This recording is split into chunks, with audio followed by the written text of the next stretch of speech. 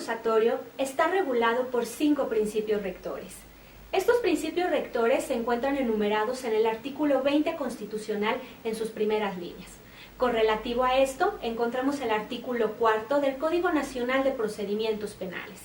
Estos 5 principios deben de ser observados en todas y cada una de las audiencias relativas al sistema acusatorio, para lo cual evidentemente encontraremos algunas excepciones que platicaremos en algunos momentos.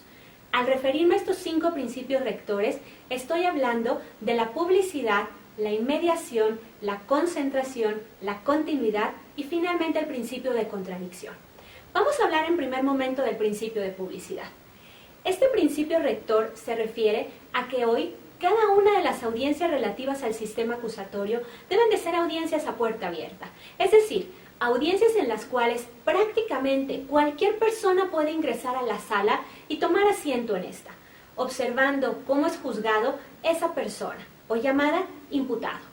Además de ello, recordemos que este es un derecho del imputado, toda vez que de conformidad con nuestra norma constitucional y también así con nuestros tratados internacionales, como el Pacto Internacional de Derechos Civiles y Políticos, enumeran que justamente el imputado tiene derecho a un juicio de carácter público.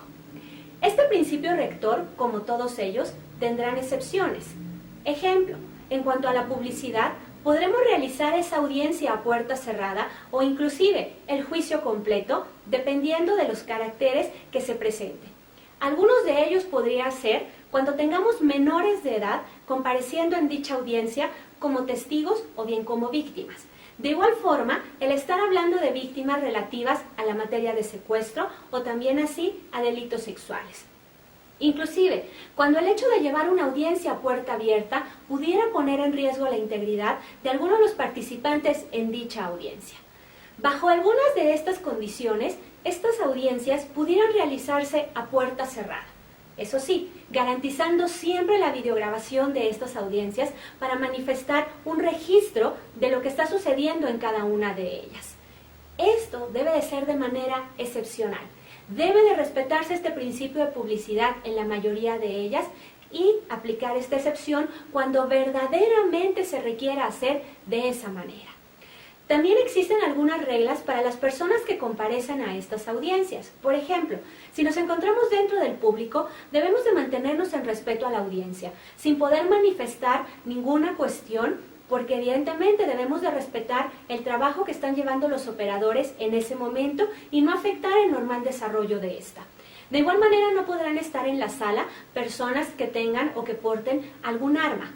Excepcionalmente podrá hacerlo el personal que está prestando seguridad para esa audiencia.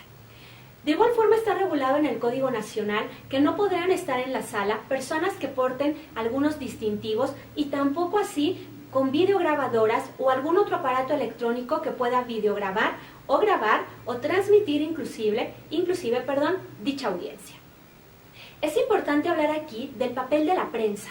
La prensa tiene evidentemente un lugar preponderante dentro de la sala de audiencias, donde ellos podrán estar constando todo lo que está pasando en esa audiencia para posteriormente informar a la sociedad.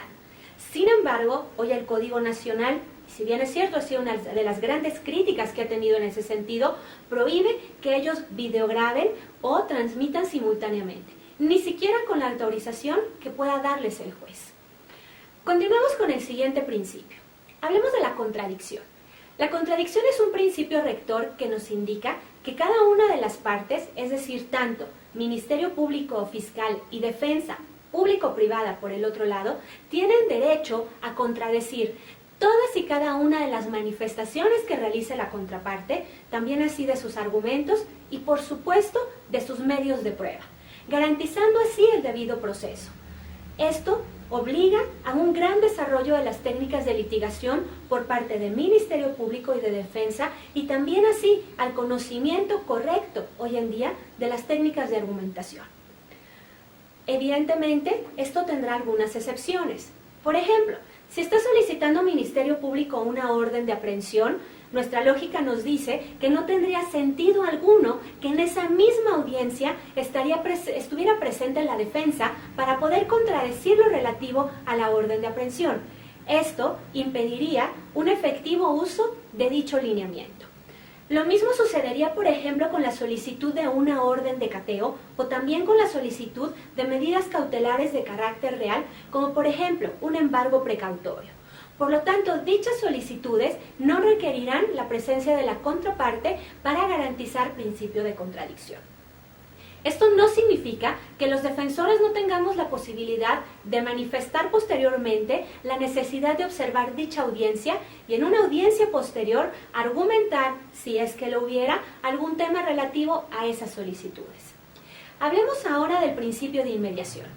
El principio de inmediación, regulado de manera muy clara en el Código Nacional, nos requiere que en todas y cada una de las audiencias estén presentes tanto las partes que se requieren para esa audiencia en especial como el juez, hablando tanto de un juez de control o de un tribunal de enjuiciamiento o como un juez de ejecución. Es relevante que esta presencia sea una presencia ininterrumpida, tanto por parte de ese juzgador como de las partes procesales, es decir, del Ministerio Público y fiscal, de la defensa, del imputado si se requiriera su presencia en esa audiencia y también así de la víctima. Pero el principio de inmediación no solo se refiere a la presencia continua de todas las partes y del juez que se requiere en cada una de las audiencias, sino se refiere también a que estos deben de estar en posibilidades de generar una comunicación continua durante toda la audiencia. ¿Excepciones? Claro que las hay también para el principio de inmediación. Hoy en día, por ejemplo, en base a este principio de inmediación, hay ciertas solicitudes que no tendremos forzosamente que realizar en una audiencia pública, oral y con presencia de las partes hacia el juez. Sin embargo, esto no será en la mayoría de los casos. Ahora, hablemos de dos principios que es común en la práctica escuchar que existe confusión en ellos. Vamos a hablar del principio de concentración y del principio de continuidad. Hablemos primero del principio de concentración. Hablar de concentración refiere que hoy estamos buscando que en una misma audiencia se puedan producir la mayor cantidad de actos procesales posibles. Sin duda aquí, el ejemplo más claro que tenemos de este principio es lo que sucede en la audiencia inicial, ya que en la audiencia inicial vamos a tener una gran cantidad de actos procesales que se van a realizar en una misma audiencia, como por ejemplo un control de detención, una formulación de imputación, una vinculación a proceso, la posibilidad que se le dará o no, la oportunidad que tendrá el imputado para declarar, la imposición de medidas cautelares, la fijación de un plazo para cierre de investigación, entre otras cuestiones. Y eso es lo que busca hoy el principio de concentración, que realicemos la mayor cantidad de actos procesales en una misma audiencia. En juicio oral sucedería lo mismo. Si tenemos, por ejemplo, 5 testigos, de acuerdo al principio de concentración, buscaremos producir la mayor cantidad de medios de prueba en una sola audiencia. Y este principio de concentración va de la mano del principio de continuidad. Sin embargo, el principio de continuidad va a ser un principio que se desarrolla en el transcurso del tiempo, el cual nos indica que de no poder concluir con todos estos actos procesales en un mismo día, estaremos buscando continuar con estos actos procesales al día siguiente o subsiguiente día hábil, buscando así que la información esté clara en la mente, sobre todo de nuestro juzgador, pero también así de las partes, permitiendo un proceso mucho más lógico y natural, a diferencia de lo que desgraciadamente sucede hoy en día en el sistema mixto. También existen excepciones a este principio, y quiero aquí enfocarme sobre todo a las excepciones que se van a dar en relación a juicio oral. En juicio oral encontraremos aquí una excepción muy clara justamente para estos principios, donde nos permite de manera excepcional suspender el juicio oral como máximo por 10 días, bajo causales que están hoy muy claramente reguladas en el Código Nacional, como por ejemplo que se enfermara alguno de los jueces y que evidentemente no podamos continuar por esa causal nuestro juicio oral, entre algunas otras. Pueden ser inclusive cuestiones de la naturaleza. Pongamos un ejemplo muy común. Pudiera ser que en alguna ciudad de nuestro país el día de hoy lloviera quizá de una manera terrible y se llegaran a inundar nuestras salas. Es claro que no podríamos tener una audiencia el día de mañana. Por lo tanto, bajo ciertas causas como esa o como algunas otras cuestiones como la incomparecencia de algunos testigos como lo he mencionado ya, la enfermedad de alguna de las partes procesales o del juez, se tuviera que suspender la audiencia de juicio oral y continuarla lo más pronto posible. Insisto que esta suspensión no debe nunca de ser mayor a 10 días.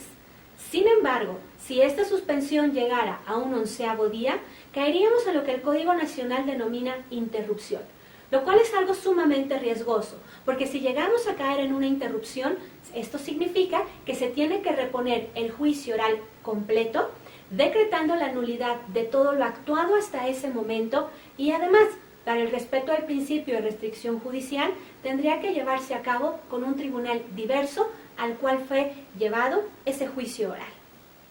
Resumiendo lo que hemos platicado el día de hoy, el sistema acusatorio está regulado por 5 principios rectores: el principio de publicidad, el principio de inmediación, el principio de contradicción, concentración y continuidad.